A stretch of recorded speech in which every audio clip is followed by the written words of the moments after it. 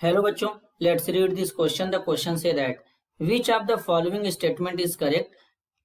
अब बच्चों यहाँ पर चार स्टेटमेंट गिवन है, इन चारों में से कौन सा स्टेटमेंट यहाँ पे करेक्ट है हमको ये बताना है। तो सबसे पहले समझेंगे की कॉन्सेप्ट। की कॉन्सेप्ट होगा बच्चों एंजाइम,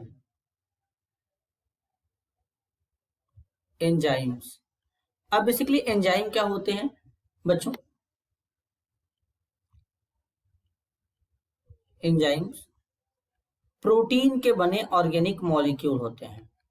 प्रोटीन के बने ऑर्गेनिक मॉलिक्यूल होते हैं जो बायोलॉजिकल फंक्शंस में क्या करते हैं, इन्वॉल्व होते हैं। इसलिए एंजाइम को क्या कहते हैं बच्चों?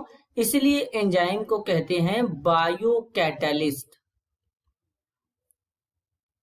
बायो कैटलिस्ट कहते हैं एंजाइम को, बायो कैटलिस्ट, या इसी को बायोलॉजिकल कैटलिस्ट भी कहते हैं।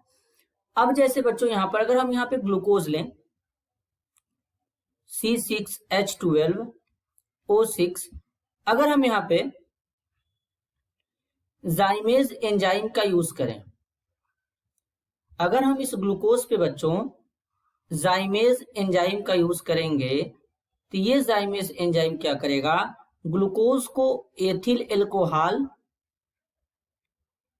व कार्बन डाइऑक्साइड में कन्वर्ट कर देता है। तो इस तरीके से एंजाइम जो होते हैं बेसिकली वर्क करते हैं।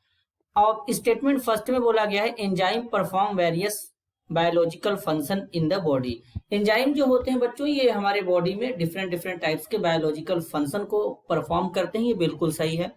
सेकंड में बोला गया है एंजाइम आर बायोकैटलिस्ट, ये भी करेक्ट है। थर्ड में बोला गया है एंजाइम आर प्रोटीन। अब एंजाइम प्रोटीन क्यों होते हैं? क्योंकि ये बच्चों प्रोटीन के बने होते हैं, तो स्टेटमेंट थर्ड भी करेक्ट है। तो इस क्वेश्चन के लिए करेक्ट आंसर होगा option 4, all of the above. This is your answer. I hope you understood it well. All the best.